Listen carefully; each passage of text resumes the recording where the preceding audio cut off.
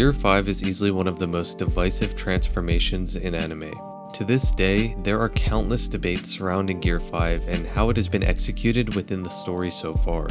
One of the biggest arguments surrounds the question of whether or not Gear 5 was actually planned from the start. Some claim that it was hinted at as far back as Skypiea, while others say that it wasn't in the cards for Oda until Onigashima. My stance on this is that both of these claims are technically true. Despite that, I don't think that Luffy's sun god Nika transformation was planned at the beginning of the story.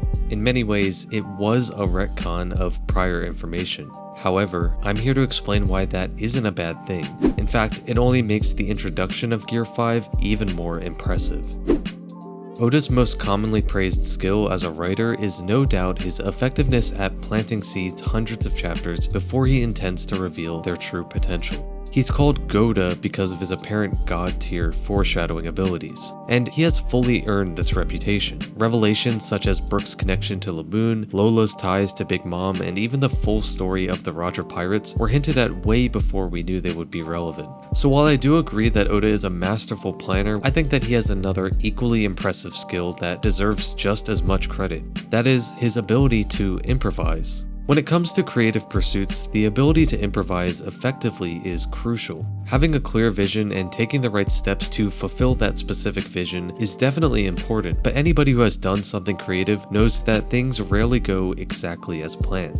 You may have an idea that sounds amazing in your head, but in practice it turns out to not be as good as you thought, or you might find something that works for a while, but eventually starts to feel stale. Music producer and creative guru Rick Rubin once said, "It's not helpful to be attached to the result being anything like the starting point." Basically, the creative process is exactly that, a process. It unfolds over time. You can try to plan it out as much as you want, but things will always change. Therefore, in order to create your best work, you must be able to adapt on the fly.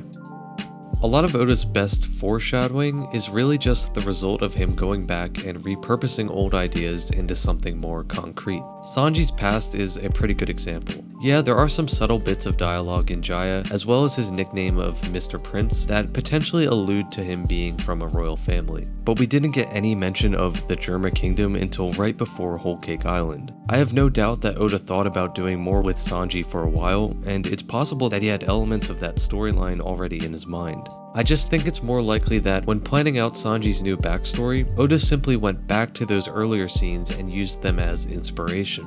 He also outright stated that multiple key elements of the story were not meant to be as prominent as they are now, such as Princess Vivi or the supernovas. Could you imagine if Law wasn't a part of post-timeskip? Yet he didn't exist in Oda's mind until the arc that he was introduced in.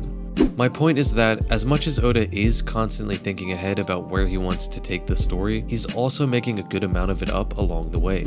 I mean, if you need any more proof, just look at some of the initial silhouettes for major characters. One Piece was not meant to last as long as it has. It was originally supposed to end around the time that the Skypiea arc was being serialized. So a huge portion of the story is content that Oda did not know he was going to write. The fact that the majority of One Piece feels like it was all planned out from the start is a testament to his ability to rework new ideas into the existing framework. That is not an easy thing to do. Think about the countless TV shows out there that gradually lose steam over time. Stuff like Game of Thrones Season 8 are the direct result of writers that were unable to integrate fresh and satisfying ideas. One of the reasons why Oda is so good at this is because he's always had a clear end goal in mind, but it's also because he's always embraced spontaneity. Since the beginning, One Piece has been about the freedom to do whatever you want. It's been about fun and adventure. Luffy is intentionally written so as to embody these ideals. His rubber abilities were a choice that Oda made so that he could have the freedom to literally stretch the limits of his protagonist. If Luffy imagines himself as a fishing net, a balloon, or a bundle of fireworks, he can do it. If he wants to pump his blood faster to get more speed or bulk up his body to gain more durability, he can do it. Anything Luffy can imagine himself doing, he can actually do, and that is something that has always been a part of his character. In that same way, he represents Oda's desire to follow whatever his imagination conceives of. So now let's go back to Gear 5. With the reveal of this transformation, we're told that Luffy's Gomu Gomu no Mi has secretly been the mythical zone Hito Hito no Mi model Nika. It is stated that Luffy's rubber body was actually the latent potential to essentially warp his own reality. We're also told that this is the manifestation of a mythical godlike entity known as the Sun God. Now, we don't get any direct indication of these specific concepts until Who's Who gives Jinbei an exposition dump about 25 chapters prior to Gear 5's awakening. So while there are lots of little connections throughout the story, such as the silhouette in Skypiea, I don't think that Luffy having a mythical zone was planned out from the very beginning. However, it doesn't matter. The lore of Gear 5 and the actual powers fit in perfectly with the core themes of both Luffy and One Piece. Has Luffy not always been a larger-than-life warrior of liberation? Has he not always been wildly creative, refusing to be limited by reality? Has this story not always been a goofy adventure about freedom of expression?